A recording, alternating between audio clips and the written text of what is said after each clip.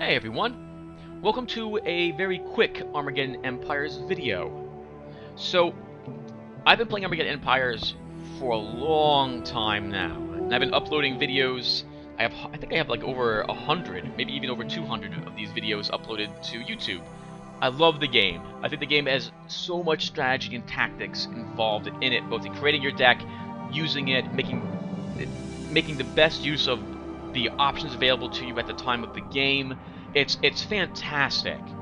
But that said, oh god, playing the Machine Empires feels like an uphill battle the entire way. I'm constantly, oh man, struggling for resources, especially at the beginning of the game. Watching some of my Machine Empire videos shows me that I tend to win because I had Diabolica around, and not because of any great army that I tended to put together. I was wondering what you guys would mind me doing. I've got a few options here, so I'm going to pose a bunch of questions to you guys, and you can let me know what you think I should do. So here we go. So the first option I have to try to make the game a little more in my favor is I make the computer, the AI, use my decks when I fight it. It's totally possible for me to configure the game files to say, load this deck, and I can put them where all the other AI decks are located. The reason I want to do this is because when the computer decks, for example, for the Xenopods especially, they have no infantry in their army.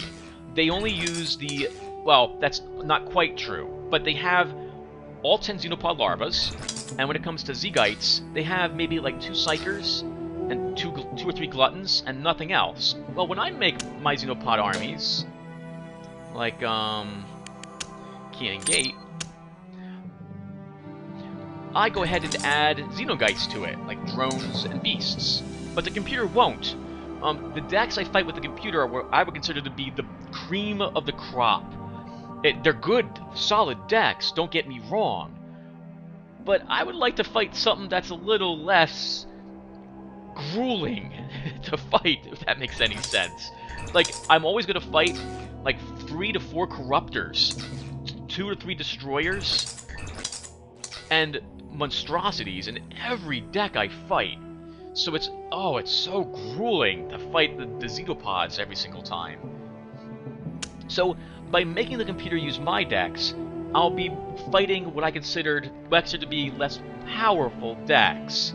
If you guys don't mind, that is one of the options I have to make the game a little less stressful for me, because, well, what you haven't seen is me rage quit on this game at least 50 to 80 times over the course of me playing the game just in the past few months. There's been so many videos that have never made it to YouTube because I've lost my mind playing this game. Number 2, if you're not a fan of that, like, well, Tim, I don't want you to go ahead and make the computer use weaker decks, that's fine. I would ask if you guys mind if I am able to reload the game a certain number of times when I play. So I always play Iron Man without Iron Man. I don't like reloading the game during the game because, well, why not just say I win the game then? I like losing. I think it's important. Well, I don't like losing, but I don't like cheating to win. There's nothing wrong with reloading the game, right? The game totally gives you the option to do that.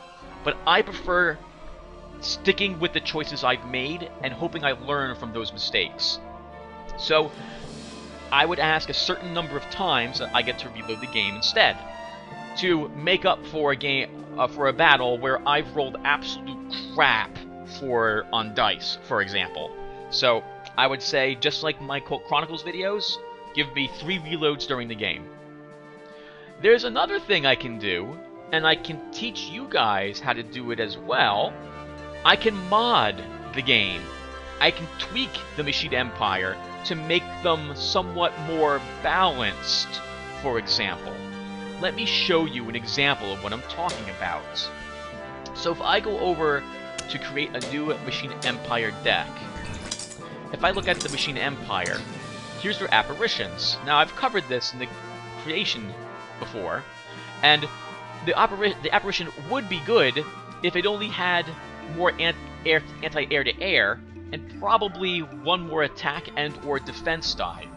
3-4 for this? I don't know, for 4 points? Because if I go ahead and look at what the Xenopods got, their hover ship is much cheaper at 2-3 instead of 3-4. They have 8 attack with precision strike. That's really freaking good. They've only got range 1, of course, so he'll take some damage when he does it, but this is a fantastic unit, especially with 4 hit points. And the poor Mission Empire apparition got only 2. And it can totally be attacked by anti-air, at least to my knowledge. I don't think suborbital protects it from being attacked by an enemy like helicopter. So, with that in mind, I'll give you an example. So here we are again, back at the main screen. And now, if I go to the Machina Empire, Machina Air Power, note that the apparition is now 5-5 with 4 hit points, and I gave him an anti-air 9. I also give a bit of a description here. The suborbital apparition is equipped with the Star Lance iron cannon, allowing it to quickly track and destroy enemy aircraft anywhere on the planet.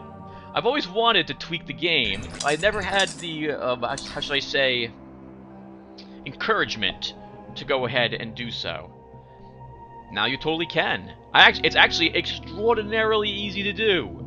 So there's that as well. So as another option, with your help, I could go ahead and edit the machines to make them a little more what I would consider to be balanced compared to the other races, somewhat. So I don't know. Those are the choices. There's 2 other options. Number 1, if you don't like any of those choices, hey, well, the other 2 left are that number 1, I must absolutely be allowed to lose my mind playing this video to record it, because maybe it would highlight that although the game is great, I'm just like anyone else, and I'm willing to curse and swear and be a miserable person when the dice rolls absolutely hate me. Nothing against the game, it's just the way luck is, right? Or finally, I need to take a break from the game for a few months. I actually really want to mod the game, and I can show you guys how to mod